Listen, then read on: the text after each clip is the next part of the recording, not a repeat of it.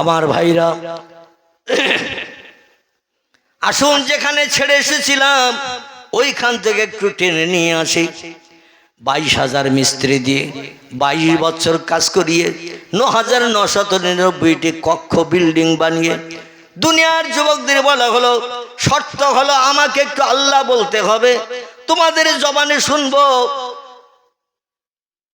এই মিশরবাসী, সিরিয়াবাসী, তোমাদের জবানে শুনবো আমি কে।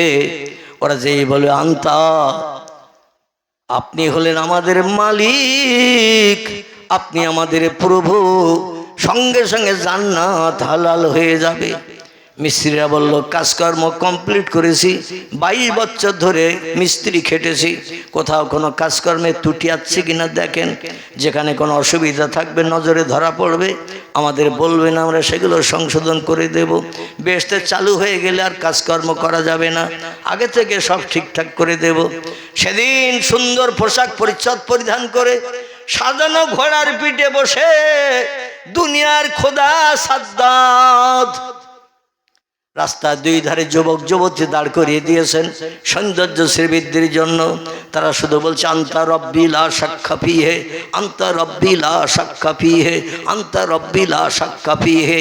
আপনি আমাদের প্রভু, শস্য দানা পরিমাণে, কথার ভিতরে সন্দেহ নাই। কারণ ওরা জান্নাতে ঢুকবে আর নাচ গান আনন্দ করবে, ভালো মন্দ খাবে, জীবন যৌবনে ক্ষুধা নিবৃত্তি করবে, একটা পয়সা খরচ হবে না। এ সুযোগ আমাদের যদি দেয়া হয়, আমরা নাঙল বন্ধ করে আসবো কিনা? মাঠে নাঙল বন্ধ করে আসবো। আমার ভাইরা, লোকজন, যুবক যুবতী সব দাঁড় করে দিল। এবার ফ্রাউন দেখতে যাচ্ছে, উদ্বোধন হবে, উদ্বোধন করবে।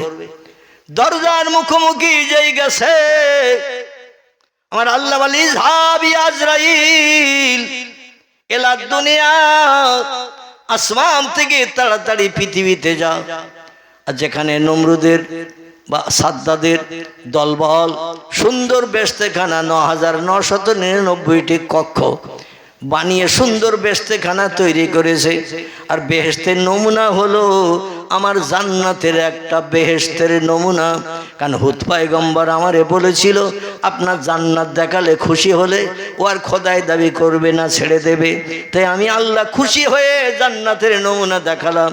কিন্তু অন্তরে যে বোঝা, অন্তরে যে কালি, সেটা তো আমি বুঝতে পারি নাই।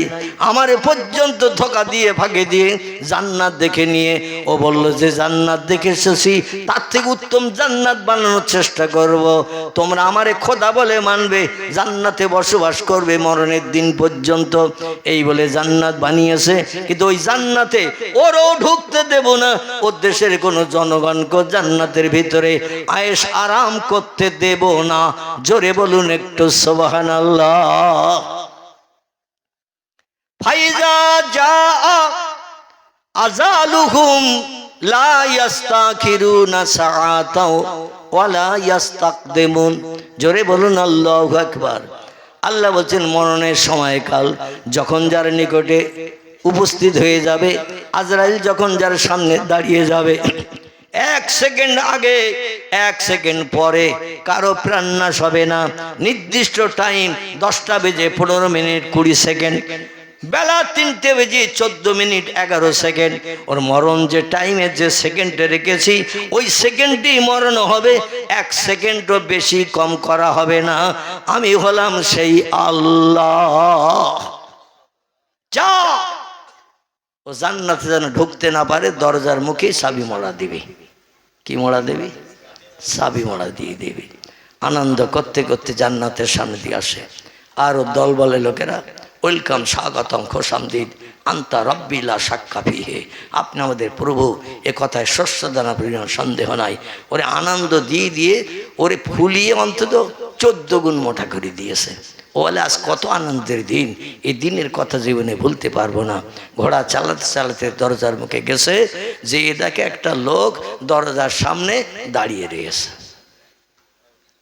সাদ্দাত বলছে, সেই রাজদরবার বাড়ি থেকে আসলাম, আমার আগমন দিকে লোকজন সব সাইড হয়ে গেল। পুলিশেরা মাঝে মাঝে, মন্ত্রী আসলে লোকজন সাইড করে দেয় না, তিন রাস্তা চার রাস্তার মোড়ে দাঁড়িয়ে থাকে, হ্যাঁ লোকজন এখন যেও না, গাড়ি অফ করো, বন্ধ করো, এই রোডে যাবে গাড়ি, এই রোডে চলবে, ওখানে বন্ধ করো, এখানে বন্ধ করো, মন্ত্রী চলে যাবে, তারপর গাড়ি ছাড়বে। ঠিক কি না? ঠিক ওই রকম একটা পরিস্থিতি তৈরি হয়েছে। কিন্তু দরজার মুখে যেয়ে দেখে কে একজন দরজা আটকিয়ে দাঁড়িয়ে আছে। সাদ্দাত দেখে তো তাজ্জব হয়ে গেল। আজকের আনন্দের দিন, খুশির দিন, জান্নাত উদ্বোধনের দিন, আমার পথকে আটকিয়ে দাঁড়ানোর মতো মানুষ তো পৃথিবীর কোনো দেশে নাই।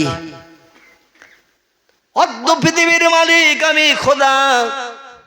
মিশর, সিরিয়া থেকে শুরু করে ইয়ামান, জর্ডন, পারস্য, তুরস্ক, সব দেশের মানুষ আমারে খোদা বলে মানে।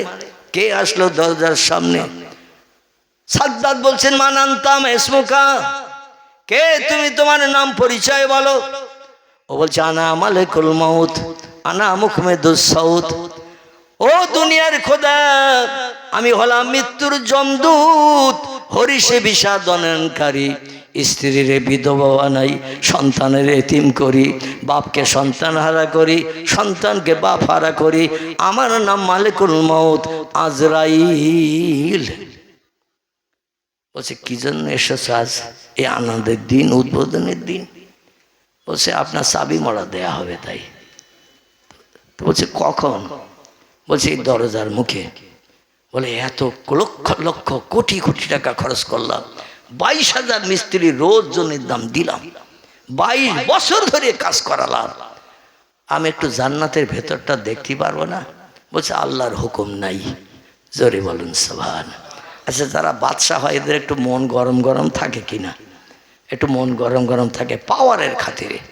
আল্লাহ বলছেন, অহংকার গর্ব করিও না, কারণ অহংকারের চাদর থাকবে কেবল আমি আল্লাহ আমার গায়ে। কার গায়ে? আল্লাহ বলছেন, অহংকারের চাদর থাকবে কেবল আমার গায়ে।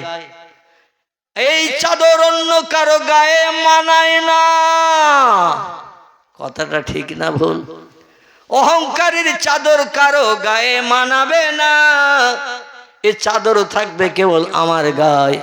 আমি অহংকার করলে সেটা নস্যাৎ করতে কেউ পারবে না।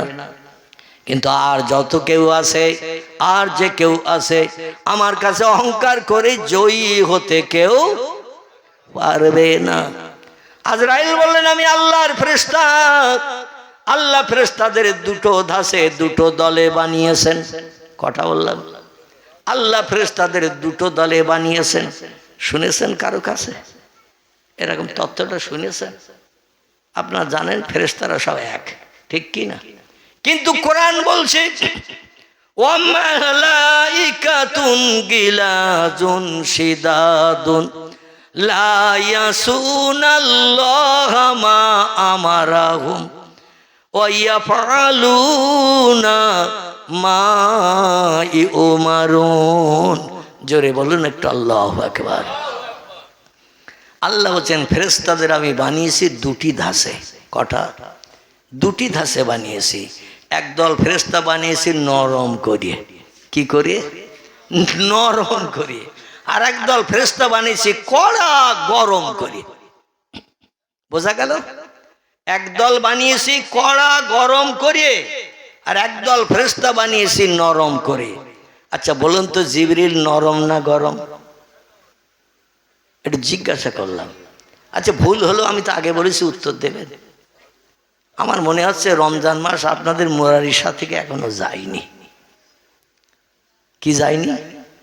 রমজান মাস মুরারিশা থেকে এখনো যায়নি। রমজানের শেষ দশক চলছে, ঈদুল ফিতরের নামাজ এখনো হয়নি মনে হয়। মানে আপনাদের চেহারার দিকে তাকিয়ে যেন এরকম ধারণা হচ্ছে আমার, মানে আপনারা রমজানের শেষ দশকের ইতিকাফের নিয়তে এখনো রয়েছেন মনে হচ্ছে। যার কারণে একটা ভালো উত্তরের কথা দাও আপনাদের জবান দিয়ে বার হচ্ছে না। নাউজুবিল্লাহ। ফেরেশতা জিবরিল নরম না গরম? আল্লাহু আকবার। এইটাই চাচ্ছিলাম আমি। সত্য হোক মিথ্যা হোক উত্তর দিতে হবে, তাহলে জজবা তৈরি হবে। আর জজবা তৈরি হলে আল্লাহর রহমতের সমস্ত দরজা এই মজলিসে খুলে দেয়া হবে। আল্লাহ কোরআনই কোট করেছেন, ফায়জা আজা ফায়জা জা আজালুহুম লা ইস্তাখিরুনা সাআতাও ওয়া লা ইস্তাকদিমুন। আল্লাহ বলেন মরণের সময়কাল যার জন্য যেটা নির্দিষ্ট করে রেখেছে, 1 সেকেন্ড আগে 1 সেকেন্ড পরে কারো মরণ হবে না। কিন্তু ফাইজা কুরিয়াল কোরআনু ফাস্তামিউ লাহু ওয়ানসিতু লাআল্লাকুম তুরহামুন। আল্লাহ কোরআনে তত্ত্ব কোট করে বলছেন, যেখানে আমার কোরআনের তেলাওয়াত হয়, পয়গম্বর মুহাম্মদ রাসূলুল্লাহ জবানি হাদিস শরীফ যেখানে পড়া হয়, ফাস্তামিউ লাহু, একাগ্র চিত্রে মনোনিবেশ সহকারে তোমরা কোরআন হাদিসের কথা শুনতে থাকো, কারণ লাআল্লাকুম তুরহামুন। ওই মজলিসে আমি আল্লাহ আমার রহমতের সমস্ত দরজা খুলে দিয়ে যারা বসে থাকে তাদের উপরে রহমত বর্ষণ করে থাকি। নারায়ে তাকবীর।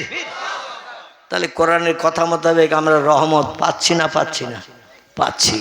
এই জন্য বক্তা শ্রোতার কথার বিনিময় করলে রহমত থেকে আমরা কেউ বঞ্চিত হব না ইনশাল্লাহ। ফেরেশতা জিবরিল হলো নরম, মিকাইল নরম, ইসরাফিল নরম। আমার ভাইরা, আল্লাহ এদের নরম করে বানিয়েছেন। গরম ফেরেশতা দুটো একটা বলবো কি বলবো না বাদ থাকবে? কেউ তো বললে না যে সামনের দিনে এসে হুজুর বলে দেবেন ওই কটা, তাহলে আবার একদিন আসার সুযোগ হতে বোধহয়। মুরারিসার লোক খুব চালাক, এরা একদিনে সব শুনে নেবে। একটি গরম ফেরেশতার নাম বলি হযরতে মালিক। কি নাম বললাম? জাহান্নামের দরওয়ান। কোন ব্যক্তির কান্না চিল্লানো ছটফটানি দেখে, হাউ হাউ হাউ হাউ দেখে কোনদিন তার একটু বাইরে 2 মিনিটের জন্য বার করে দেবে না। এর মনটা বড় গরম। আর দুজন গরম আছে, একজনের নাম মুনকির, একজনের নাম নকির। কবরে এসে যারা ফাইনাল পরীক্ষা করবে, কোন ব্যক্তি উত্তর দিতে পারেনি, সার্টিফিকেটে কি স্যার লিখে দেবে এই পরীক্ষায় পাস, লিখবে এই দুজন? লিখবে না। কান্নাকাটি করলো, ওরা সঠিক তথ্য লিখবে না উল্টো লিখবে? সঠিক তথ্যটাই লিখবে।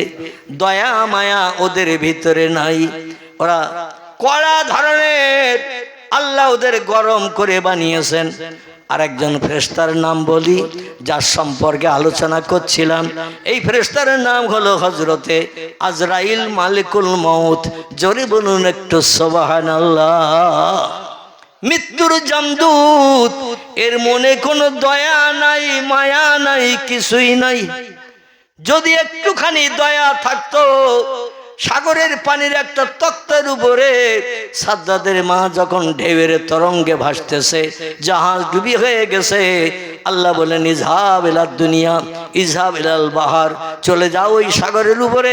আজরাইল যে দেখো একটা নারী জাতি, জাহাজের সব যাত্রী মারা গেছে, একটা যাত্রী জাহাজের জানলা দিয়ে বাইরে বেরিয়ে একটা তক্তার উপরে ভাসতেছে।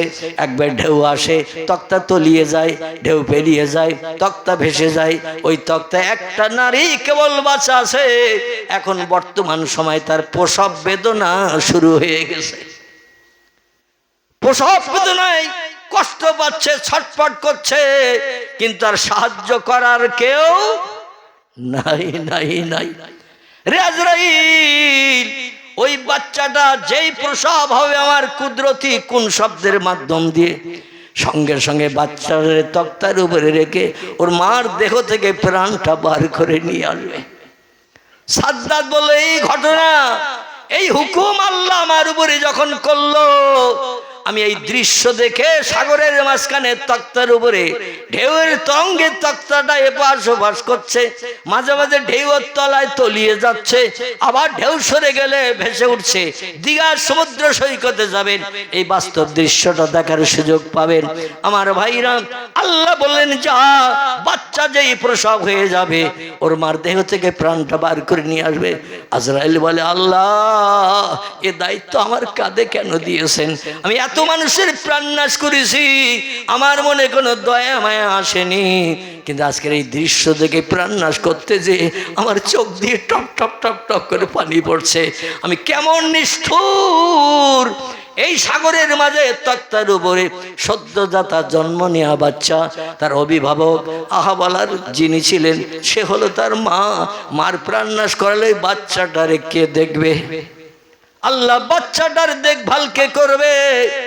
আল্লাহ বলেন আল্লাহু আলিমুন বিযাতিস সুদূর, তোমরা যা জানো না আমি তা জানি, আমি তাদের অন্তরের গোপন খবর রাখি।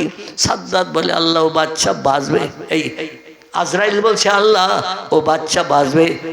আল্লাহ বললেন না মহা, শুধু বাঁচবে না, ওই বাচ্চার বাপ নাই, মা নাই, ভাই নাই, বোন নাই, আপনজন কেউ নাই, অনাথ এতিম।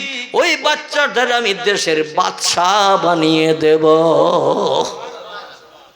লক্ষ্য রেখোর দিকে।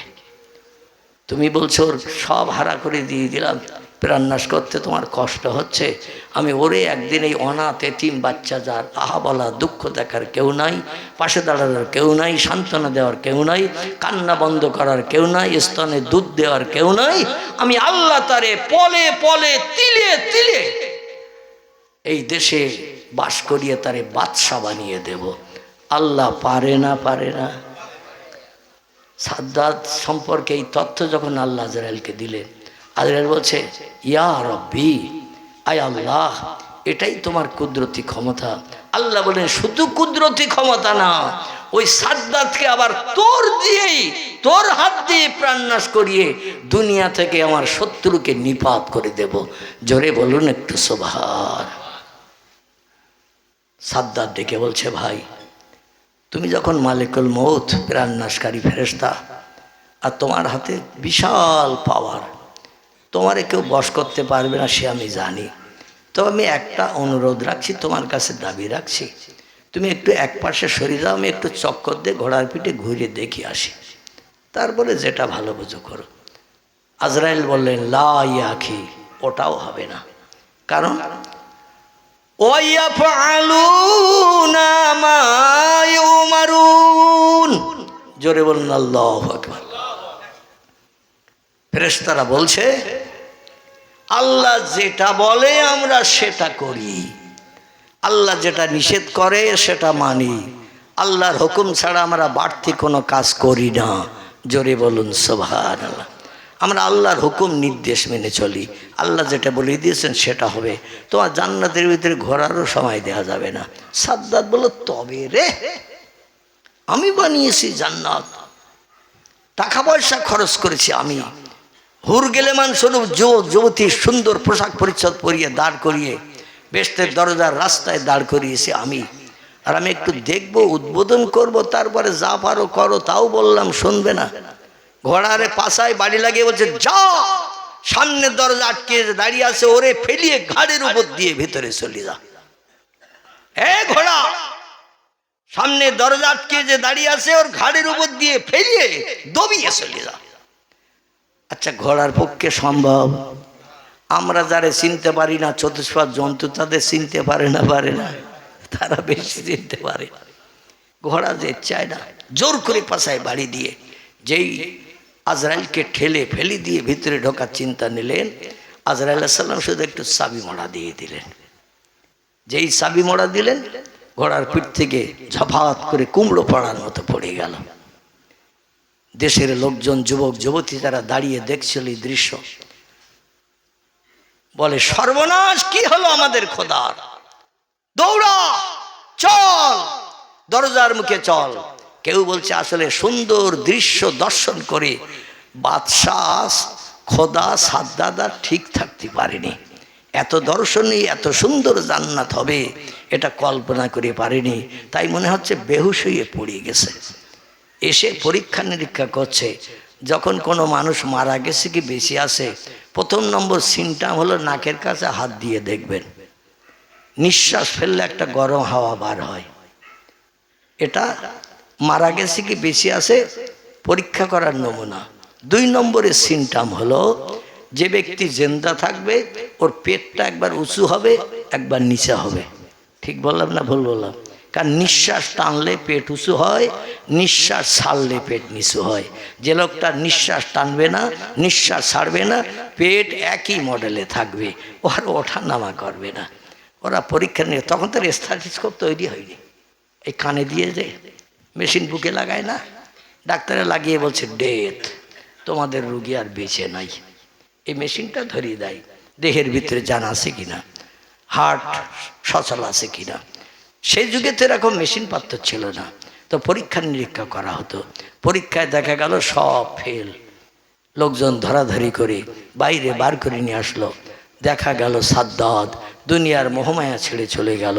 আল্লাহ বলছে ইন্নাল্লাহা লা ইউহিব্বু মান কানা মুখতালান ফাকুর, অভিমানী অহংকারীর অহংকারকে আমি আল্লাহ এক বিন্দু পছন্দ করি না।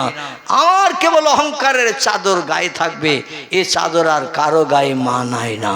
জোরে বলুন একটু সুবহানাল্লাহ। বিদায় করে দিয়ে দিল। দুনিয়ার খোদা একটু নজরে উদ্বোধন করে দেখার সুযোগ পাইনি।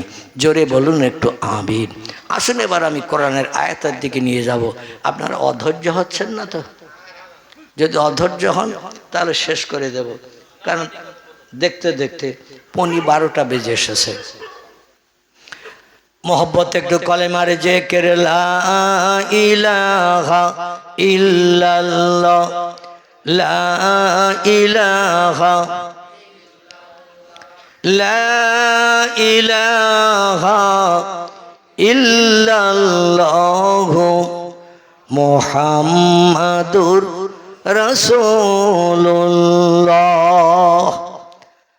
আল্লাহ বলছেন, ও দুনিয়ার উচ্চ শিক্ষিত দামি দামি পণ্ডিতেরা, তোমরা শোনো, আমার কোরআনে 3টে জিনিসের তত্ত্ব পরিবেশন করলাম সূরা বাকারার শেষের দিকে, আর সময় দিলাম পশ্চিম দিকে সূর্য ওঠা পর্যন্ত। কত পর্যন্ত? পশ্চিম দিকে যতদিন সূর্য না উঠবে ততদিন পর্যন্ত তোমাদের সময় দিলাম আমার পাওয়ারের সমতুল্য হতে। যদি তোমরা আমার পাওয়ারের সমতুল্য হতে পারো তাহলে খোদাই দাবি ভাগাভাগি করে নেব। তোমরাও খোদা, আমিও খোদা, তোমাদেরও শক্তি আমার শক্তি সেম সেম সমান। অল্প সময় দিলাম না, হয়তো সময়ে কুলাতে পারবে না, এই জন্য আমি লম্বা সময় দিলাম। যতদিন দুনিয়া ধ্বংস না হবে, পশ্চিম দিকে সূর্যোদয় না হবে, পূর্ব দিকে সূর্য অস্তমিত না হবে, ততদিন পর্যন্ত সময় দিলাম। আমার কোরআনে 114টি চ্যাপ্টার সূরা অধ্যায় দিয়েছে, কোরআনে 6666টি সেন্টেন্স বা আয়াত দিয়েছে, 3,44,740টি হরফ বর্ণমালা অক্ষর দিয়ে কোরআনকে কোড অফ কমপ্লিট করেছে। এই 6666টি সেন্টেন্স আয়াতের ভিতর থেকে একটা ছোট্ট আয়াত তোমাদের কাছে তুলে ধরলাম, আর সময় দিলাম কিয়ামত পর্যন্ত একটু চেষ্টা চালাও, আমার সমতুল্য কে কে হতে পারবে। আল্লাহ পাক কোরআনে তত্ত্ব পরিবেশন করে বলছেন, তুলিজুল লাইলা ফিন নাহারে ওয়া তুলিজুন নাহারা ফিল লাইল। জোরে বলুন আল্লাহু আকবার। আল্লাহ বলছেন, আমি রাতের বেলা দিন বানাই আর দিনের বেলা রাত করি। রাতের বেলা দিন বানাই, দিনের বেলা রাত করি। কে আসো দুনিয়ার হমরা চমরা, আমার মতো একটা দিন এই পরিবর্তন করিয়ে দেখাও, তাহলে বুঝবো তোমাদের ক্ষমতা আমার ক্ষমতা সেম সেম সমান। অতীত কাল থেকে নিয়ে বর্তমান কাল পর্যন্ত পৃথিবীর কোনো বিজ্ঞান, দার্শনিক, ইঞ্জিনিয়ার, ডাক্তার, মাস্টার, ভূতত্ত্ববিদ, রাষ্ট্রনেতা, রাষ্ট্রপতি কেউ কি পেরেছে এটা করতে? দিনের বেলা রাত করে দেখাতে, রাতের বেলা দিন করে দেখাতে পেরেছে কেউ? কিয়ামত পর্যন্ত পারবে? আল্লাহ যে সময় দিলেন কিয়ামত পর্যন্ত, ও পর্যন্ত চেষ্টা চালালো কি পারবে? এক কথা এই জন্য পারবে না, সূর্য মামার বাড়ির দেশের পাশে খালের ধারে নাই।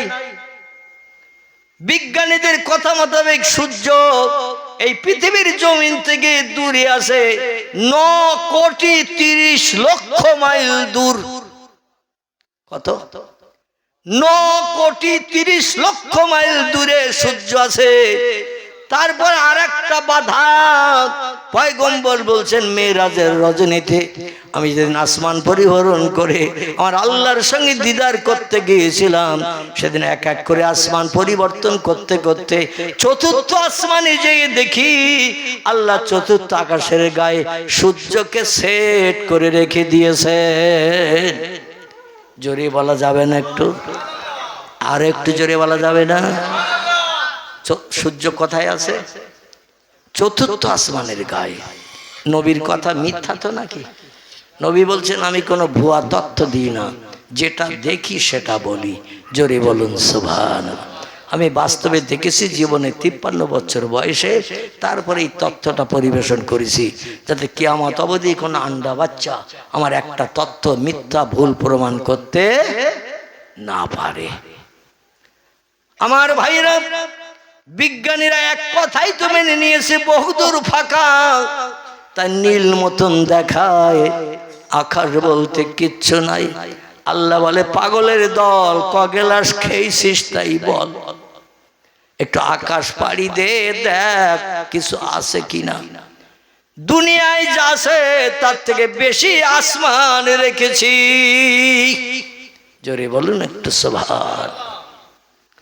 আমার ভাইরা, এখন বিজ্ঞানীরা কিয়ামত পর্যন্ত চেষ্টা চালায়, ওরা কি 4টে আসমান ভেদ করে সূর্য দেখতে যেতে পারবে? আচ্ছা, একটা আকাশও পাড়ি দিতে পারবে? পয়গম্বর বলছেন আমি বোরাকের পিঠে চেপে জিবরিলকে সাথী করে নিয়ে যখন মহাশূন্য পাড়ি দিলাম, বাইতুল মুকাদ্দাসের চাতওয়াল থেকে, কোথা থেকে? প্যালেস্টাইনের জেরুজালেম। এখানে আছে পৃথিবীর 3 নম্বর একটা পুরানো বড় মসজিদ, যে মসজিদটির নাম হলো বাইতুল মুকাদ্দাস। কোরআনের 15 বার আল্লাহ মসজিদটির নামকরণ করেছেন মসজিদুল আকসা। কি নাম? মসজিদুল আকসা। 15 বার প্রথম লাইনে আল্লাহ এই মসজিদের নামকরণ করেছেন মসজিদুল আকসা। একে বলা হয় বাইতুল মুকাদ্দাস। এই মসজিদের ভিত গেড়েছিলেন পয়গম্বর দাউদ নবী, কাজ শেষ করেছিলেন পয়গম্বর সুলাইমান নবী। জিন জাতিদের দিয়ে মরণের পরও সমার দাঁড়িয়েছিলেন লাঠি ঠেকিয়ে দাঁড়িতে। এই মসজিদে বর্তমান 1,75,000 মানুষ একসঙ্গে জামাতে নামাজ পড়ার সুযোগ পায়। আপনাদের মুরারিসার মসজিদের থেকে ছোট তো ওই মসজিদটা? কি ছোট তো? 1,75,000 মানুষ যে মসজিদে জামাতে একসঙ্গে নামাজ পড়ার সুযোগ পায়। এই মসজিদের ভিতরে পয়গম্বর 2 রাকাত নামাজ পড়লেন।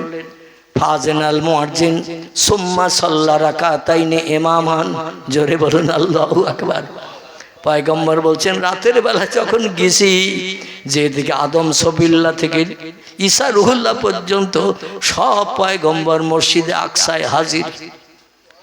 জিজ্ঞাসা করলাম তোমরা কারা, কি জন্য এসেছো? বলে আমরা মুক্তাদি হয়ে ইক্তেদা করব আপনার পিছনে, কারণ হাসরের মাঠে পাস করতে পারবো বিশ্বাস নাই, তাই ইমামের পিছনে আমরা ইক্তেদা করে আজ নামাজ পড়ে আল্লাহর কাছে আবার ফিরে যাব, বিপদের দিন যাতে তোমার হাত বরাবর সাহায্য পাই। জোরে বলুন একটু সুবহান। নবী বলছেন ফায়জানাল মুয়াজ্জিন, জিবরিল আমিন নিজেই মুয়াজ্জিন হলেন, তিনি নিজেই আজান দিলেন। কেন এত বড় জামাত আর পৃথিবীতে কোনোদিন হয় নাই। ফেরেশতা কুল এসেছে, দুনিয়ার অগণিত পুরানো পয়গম্বর এসেছে, জমজম করছে বাইতুল মুকাদ্দাস রাতের বেলা। ভোরবেলা বসিরহাটের ডকঘাটে যেমন সবজি বাজার চলে, ওই রকম শুধু হুড়ুহুড়ি হুড়ুহুড়ি চলছে। নবী বলেন আজান শেষ হয়ে গেল, আমাকে জিবরিল ঠেলে দিলেন মেহরাবের ভিতরে। আমি মুহাম্মদ রাসূলুল্লাহ 2 রাকাত নামাজ পড়িয়ে দিলাম, ডাইনে বামে সালাম ফিরিয়ে দিলাম, দিয়ে সকলকে মুক্তাদি বানিয়ে নিলাম। হাসরের মাঠে আমার মাধ্যম দিয়ে তারা যাতে সাহায্য পায়। জোরে বলুন সুবহানাল্লাহ। এবার বাইতুল মুকাদ্দাসের চাতওয়ালে বেরিয়ে বোরাকের পিঠে চেপে উদ্যোগগন ভ্রমণ শুরু করেছিলাম। চলতে চলতে চলতে চলতে প্রথম আকাশের দরজায় যখন গেলাম, যে দেখি দরজা লক আপ করা। এই বড় বড় বিল্ডিংয়ে সামনের পাঁচিলের দরজায় দরওয়ান থাকে না, যে কোনো মানুষ ঢুকতে পারবে, অনুমতি নিতে হবে মালিকের, ঠিক কি না? কিংবা তার অনুমতির প্রমাণপত্র দেখাতে হবে। ফেরেশতারা বলছেন মান আনতা মা ইসমুকা, কে আপনি, আপনার পরিচয় দিন। দরজা খুলতে বলছেন, উনি বলছেন আনা রুহুল আমিন, আমি হলাম আল্লাহর ফেরেশতাদের ভিতরে সেরা, সব থেকে বেশি ইবাদত করার সুযোগ পেয়েছি আমি। জোরে বলুন সুবহানাল্লাহ। বলে মা হালুকা মাকবার কি খবর? বলছে আজ আমার সঙ্গে একজন মেহমান এসেছে, তাড়াতাড়ি করে দরজা খোলো। দরওয়ানরা বলছে মেহমানকে নাম বলো। যে কোনো লোকের নাম বললে দরজা খোলা হবে না, না না, মেহমানকে নাম বলো।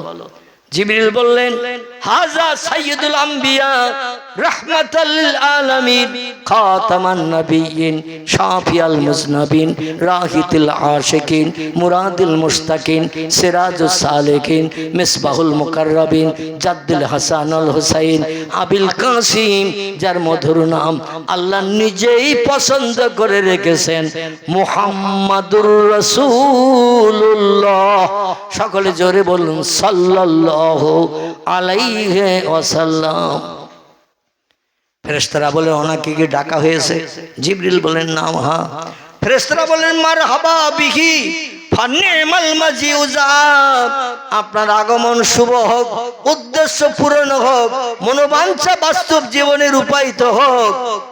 ইজহাব, আপনি যান, দরজা দিয়ে উপরের দিকে চলে যান। তাহলে এতটা পয়গম্বর মুহাম্মদ রাসূলুল্লাহর জন্য কথা বলা বলির পরে দরজা খোলা হলো, আর বিজ্ঞান বলবেই আর দরজা খুলে দেবে? দেবে তো নাকি? দার্শনিকরা বলবে আর দরজা খুলে দেবে? যারা পেশাব করে কি করি, বসে না দাঁড়িয়ে? ওদের পেশাব করতে হয় দাঁড়িয়ে, আবার ওই সময় পেশাবের সময় আবার সিগারেটও টেনে টেনে হাওয়া ধোঁয়া বার করতে হয়, ঠিক কিনা? যাদের হাজারো হারাম খাবার খেতে হয়, শুকরের গোশত থেকে শুরু করে মদ থেকে শুরু করে আল্লাহ যত জিনিস হারাম করেছেন এগুলো তাদের প্রিয় খাবার, আর এরা যে বললেই বোধহয় দরজা খুলে দেবে নাকি? জীবনে কি কল্পনা করা যাবে দরজা খুলবে? আহা, সেই নবী বলছেন চতুর্থ আসমানে যখন গেলাম, পয়গম্বর ইউসুফ নবীর সঙ্গে সাক্ষাৎ করলাম, দেখি সূর্যটা ওই আকাশের গায়ে সেট করা রয়েছে। তো সূর্য আলো নিচের দিকে দিচ্ছে না, সূর্য আলো দিচ্ছে উপরের দিকে। কোন দিকে? আমরা এই পৃথিবী থেকে দেখি সূর্য আলো দিচ্ছে নিচের দিকে। খোদার কসম, তাফসীরের কিতাবে লেখা হয়েছে সূর্য নিচের দিকে আলো দেয় না, এ সূর্য আলো দেয় উপরের দিকে। উপরের 5 নম্বরের আকাশ, ওই আকাশের গায়ে সূর্য লাইট দেয়, আর স্বচ্ছ কাঁচের মতো আকাশ, ওই আকাশের গায়ে লাইট লেগে ওই লাইটের বিকিরণ আবার পৃথিবীতে 4টে আকাশ ফুরিয়ে দুনিয়ায় আসে। কটা আকাশ ফুরিয়ে? আচ্ছা, আকাশ তো এইরকম এই কাপড়ের মতো তো নাকি? এই মাথার উপরে এই কাপড় দেখছেন তো নাকি? আকাশ এইরকম পুরু তো নাকি? না থেকে আরো হালকা? তাফসীরে কুতুবের ভিতরে লিপিবদ্ধ করা হয়েছে এই পৃথিবীর জমিন থেকে নীল আকাশ যতটা ফাঁকা, এক একটা আকাশ ততটা পুরু। এই দুনিয়ার জমিন থেকে নীল আকাশ যতটা ফাঁকা, এক একটা আকাশ ততটা পুরু, তার উপরে আবার ততটা ফাঁকা, তারপরে 2 নম্বরের আকাশ আবার ততটা পুরু, তার উপরে 3 নম্বরের ফাঁকা জায়গাটা আবার ততটা, তার উপরে 3 নম্বরের আকাশ ততটা পুরু। এইভাবে 7টা ফাঁকা 7টা আকাশ হওয়ার পরে আল্লাহ বলছেন উপরে আরেকটা জায়গা বানিয়েছে, নাম হলো তার সিদরাতুল মুনতাহা। কি নাম? সিদরাতুল মুনতাহা, আকাশের শেষ সীমা। তার উপরে আর আকাশের কোনো নাম নিশানা নাই, তার উপরে আছে শুধু ফাঁকার ফাঁকা। বহু বহু বহু বহু দূর যাওয়ার পরে তারপরে একটা জায়গাটার নাম হলো আরশ কুরসি, আরশ মুআল্লাহ। সেখানে কে থাকে? কথা বলেন। খিদে লেগে গেছে আপনাদের, তাবারুকের পরিবেশন হবে ইনশাল্লাহ। দেখতে দেখতে 2 ঘন্টার কাছাকাছি হতে যায়, 2-10 মিনিট বাকি। আমার ভাইরা, মিলাদকে আমার হবে না, ওইভাবে দোয়া করে দেব, হবে। আল্লাহু আকবার। মানে যাতে আরো সবাই লেট হয় নাকি। একবার হয়ে গেছে আমার বক্তৃতার আগে, আর করার কোনো প্রয়োজন ছিল না। মোস্তাহাসান জিনিস, মোস্তাহাব, করলে সব, না করলে পাপ নাই, গোনা নাই। তো যাই হোক, আপনারা যখন চাচ্ছেন হবে ইনশাল্লাহ। এখন আমি যেটা বলতে চাচ্ছি সেটা শুনুন। আল্লাহ পাক রব্বুল আলামিন চতুর্থ আসমানে সূর্যকে সেট করে রেখে 12টা মুখ সূর্যের তৈরি করেছে। কটা? সূর্যের মুখ আছে 12টা, ইসনা আশারা, 12টা মুখ তৈরি করা আছে। এই 12টা মুখের 11টা মধুর চাকের মতো লেবেল করা রয়েছে। চাকের ভিতরে মধু যখন ভরিয়ে যায়, মৌমাছিরা একটা লেবেল করে দেয় না, চালের বস্তার মতো লেবেল করে দেয় যাতে মধু বেরিয়ে না যায়। ওই রকম একটা লেবেল করা আছে 11টা মুখের। একটা মুখ শুধু খোলা, তাও সে মুখ দিয়ে লাইট বার হচ্ছে উপরের দিকে। উপরের দিকে লাইট বেরিয়ে পঞ্চম আকাশে লেগে স্বচ্ছ কাচের মতো আকাশ, সেই আকাশে লেগে 4টে আকাশ ভেদ করি পৃথিবীর জমিনে লাইট আসছে। বৈশাখ জ্যৈষ্ঠ মাসে কোমর সমান পুকুরের পানিতে যদি নামেন, পানি এসির মতো ঠান্ডা তো নাকি? হ্যাঁ, বৈশাখ জ্যৈষ্ঠ মাসে পুকুরের তলার পানি পর্যন্ত গরম হয়ে যায়। সূর্য অত দূর থেকে লাইট দিচ্ছে তাই।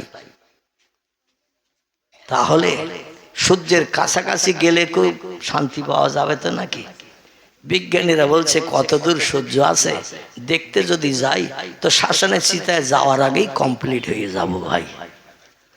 কারণ শুধু আগুন আর আগুন, গরম আর গরম, ওর ধারে পাশে যাওয়ার আগে সলতে পড়া হতে হবে।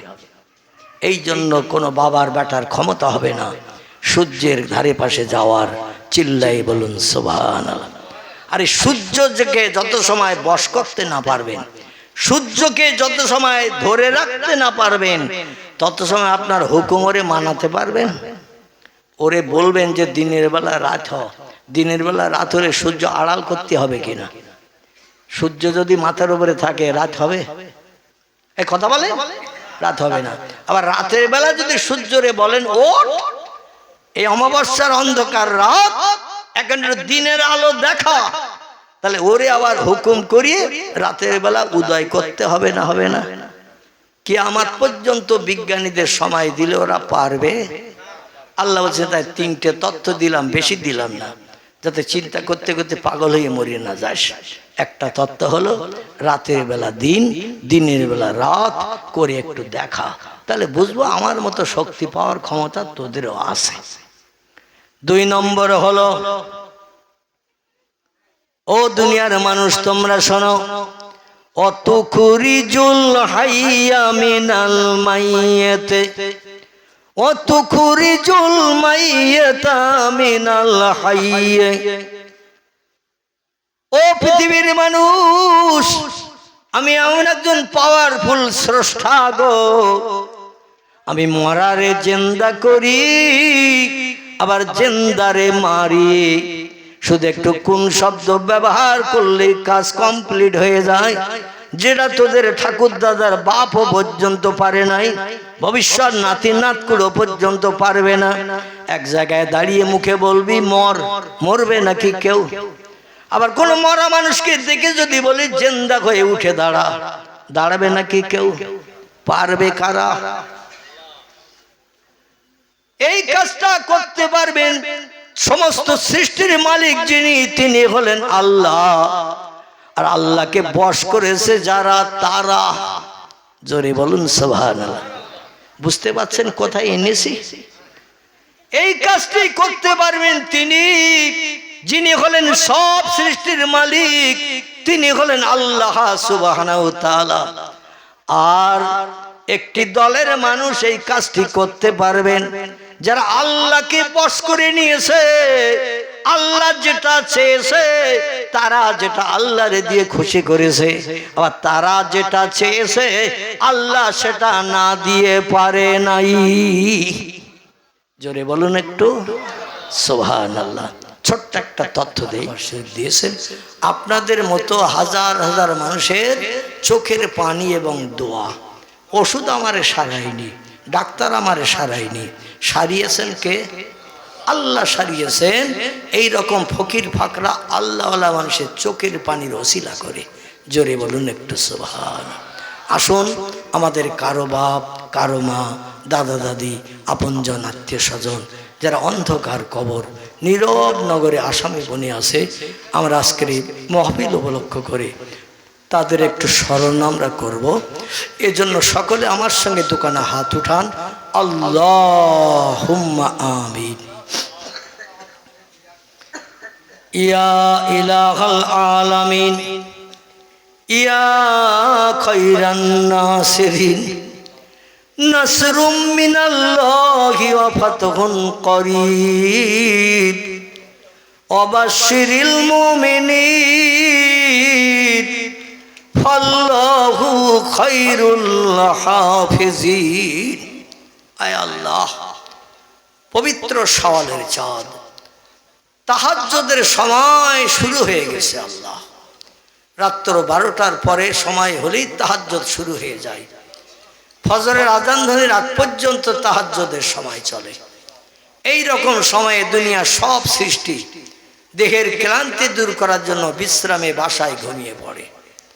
আমরা আজকের বিছানায় লাথি মেরেছি, বিবি বাচ্চার মায়া ছেড়েছি, ব্যবসা বাণিজ্যের চিন্তা ভাবনা মগজ থেকে দূর করে দিয়ে কোরআনের মজলিসের সৌন্দর্য স্বীকৃতির জন্য গোলাপ ফুলের পাপড়ির মতো আমরা বসে আছি। আল্লাহ, আল্লাহ আমাদের সকলের আশা ভরসাকে কবুল করে নিন। সন্ধ্যার প্রাক্কাল থেকে সময় পর্যন্ত তোমার কোরআনের আয়াত, নবীজির বাণী, হাদিস শরীফ, আল্লাহ নবী, আম্বিয়া, ওলিয়া উলিয়াদের জীবন আদর্শের যা কিছু আলোচনা হয়েছে আপনি কবুল করে নিন। সে মতো আমরা বাকি জিন্দেগি আমল করে চলতে পারি, তৌফিক দান করুন। আয় আল্লাহ, দয়া পরবশ হয়ে যদি কিছু সাদকা দান করেন, কোরআনের ওসিলা করে, হাদিসের ওসিলা করে, দোয়া দরুদ মিলাদ কিয়াম সালামের ওসিলা করে যদি কিছু সাদকা দান করেন, সর্বাগ্রে সোনার মদিনায় নবীজির আরওয়া পাকে পৌঁছে দিন। তামাম খোলাফায়ে রাশিদিন, সাহাবায়ে কেরাম, আজাজে মুতাহিরিন, রাসূলের সকল আউলাদদের কবরে সওয়াব পৌঁছে দিন। বাবা আদম, মা হাওয়া থেকে নিয়ে ঈসা রুহুল্লাহ পর্যন্ত যত নবী আম্বিয়া কবরে কবরস্থ হয়েছে, সকল নবী আম্বিয়া তাদের বিবিদের কবরে সওয়াব পৌঁছে দিন। পিরানি পীর দস্তগীর মহিউদ্দিন আব্দুল কাদের জিলানী হুজুর থেকে নিয়ে এ সময় পর্যন্ত যত ওলিয়া উলিয়া, গৌস কুতুব, নকিব আবদাল, শহীদ সোহাদা, হাজি গাজী, সুফি দরবেশ, ইমানদার মুমিন মুসলমান নরনারী অন্ধকার কবরে যারা ধারাশায়ী হয়ে আছে, তাদের কবরে তোহবা টুকুন পৌঁছে দিন। জানি না আল্লাহ তারা কবরে কেমন হালাতে আছে, যারা আজেব আছে আযাব বন্ধ করে দিন। যারা কবরের স্বস্তিতে শান্তিতে আছে, কিয়ামত পর্যন্ত জান্নাতি নাজ নেমত তাদের কবরে বরাদ্দ করে দিন। বিশেষ করে আমার বাড়িওয়ালা বাবাজি যে উদ্দেশ্য নিয়ে এই বেহেশতের বাগানের ইন্তজাম করেছেন, তার রক্তের সঙ্গে সম্পর্ক নিয়ে বাপ মা, দাদা দাদি, নানা নানি, খালা খালু, ফুবু ফুবি, পিতার কোল, মাতার কোল, শ্বশুর কোল, শাশুড়ি কোল, সন্তান আদি আপনজন, রক্তের সঙ্গে সম্পর্ক নিয়ে অন্ধকার কবর, যে কবরের দরজা নাই, জানালা নাই, আল কবরুন জুলমাতুন আদিকুহু, তোমার নবী বলেন কবর হলো অন্ধকার বধির কারাগার। সেই কারাগারে যারা আবদ্ধ হয়ে আছে, আমাদের সেই চোখ নাই, দেখতে পাই না, সেই কান নাই, কবরস্থ ব্যক্তিদের কথা শুনতে পাই না। আল্লাহ তুমি আলমুল গায়ব, তুমি সামিউল বাসীর, সব দেখতে পাও, সব শুনতে পাও। আল্লাহ যারা কবরে বিপদে মুসিবতে আছে, তোমার সাত্রুল উইব নামের ওসিলা করে তাদের সারা জীবনের অপরাধগুলো ক্ষমা করে দিয়ে কবরগুলোকে বেহেশতের বাগান বানিয়ে দাও, জান্নাতি নাজনেমাত কবরে চালু করে দাও, কওসারের পানি কবরে বরাদ্দ করে দিয়ে কিয়ামত পর্যন্ত পিপাসা তুমি দূর করে দাও। আমরা যারা দোকানে করে হাত তুলেছি, আমাদের রক্তের বাঁধনে বাঁধন নিয়ে বাপ মা দাদা দাদি নানা নানি খালা খালু ফুবু ফুবি আপনজন আত্মীয় স্বজন যে যেখানে কবরে চলে গেছে, আমাদের ভবিষ্যতের উন্নতির চিন্তা ভাবনা করতেছে। কত নামাজ তারা কাজা করে ফেলেছে, শরীয়তের কত খেলাফ কাজ হয়তো করে বসেছে। উপার্জিত সময় সম্পত্তি অর্থ সম্পদ সব আমাদের জন্য ফেলে রেখে খালি হাতে তারা কবরে চলে গেছে।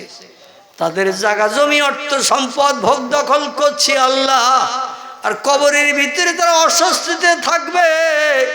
আমরা সন্তানের ওটা পছন্দ করি না। সন্তান হিসেবে আমাদের হাত দুখানা কবুল করুন।